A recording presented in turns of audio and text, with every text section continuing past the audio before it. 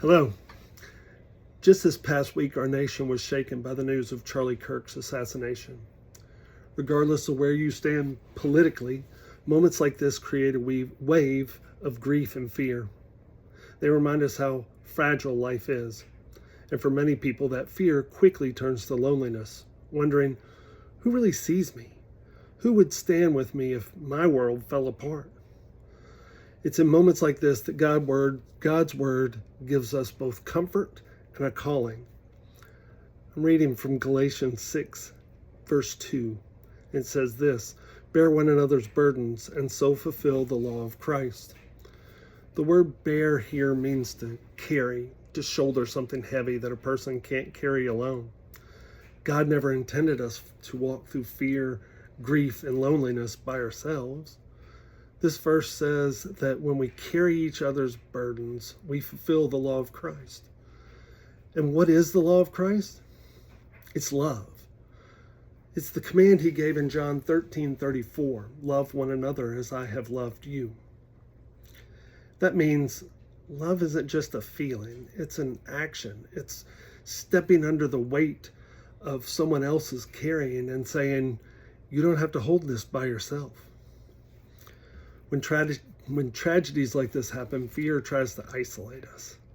Loneliness whispers, you're on your own. Nobody sees you.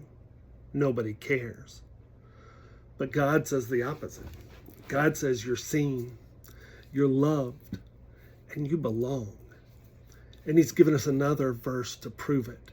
Ecclesiastes 4:9-10 says, two are better than one, for if either falls, one can help the other up.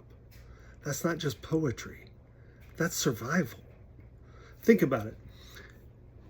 When the weight of fear gets too heavy, when grief feels overwhelming, God's design is that someone else steps in to hold us up. And when someone else stumbles, we step in for them. That's the antidote to loneliness. So, how do we actually bear one another's burdens? Let me give you 3 quick things that you can do this week, tomorrow, that can help. Number 1, reach out.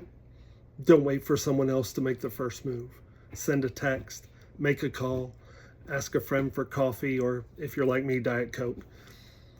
You reaching out could be the lifeline that someone else needs. Number 2, my hardest, listen well. I like to think I can listen, but sometimes carrying a burden doesn't mean fixing the problem. It means listening, crying with someone, or just sitting in silence so they don't have to sit in silence alone. Number 3, pray together. When we lift burdens to God in prayer, we remind one another that we are not carrying them alone. Christ himself is carrying the heaviest load. Yeah, the world feels uncertain now. Yeah, tragedy breeds fear, and yes, loneliness tells us we're all by ourselves. But God's word says something different. Bear one another's burdens and so fulfill the law of Christ. Fear isolates, but love carries. Take a minute this week and remember the Kirks and those who knew them and loved them. But also remember the 3 things we talked about. Reach out, listen well, and pray together. Thanks.